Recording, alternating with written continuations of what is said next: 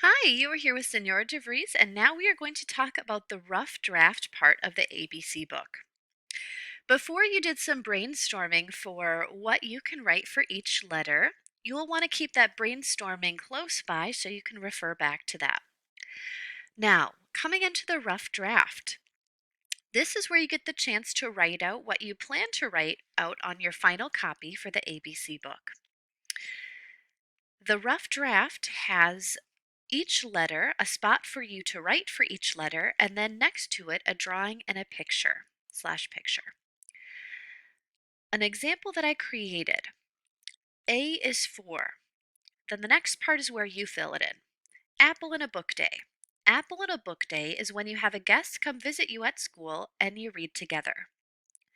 Now, it's important for this part that you add some description.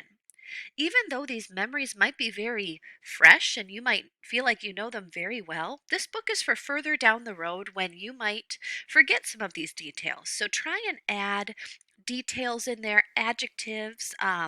If you have a specific memory about when someone came to visit you for Apple in a Book Day, you can write that. If you know what book that you read for Apple in a Book Day, you can put that. And then to the right of that is an option you can do either drawing or a picture.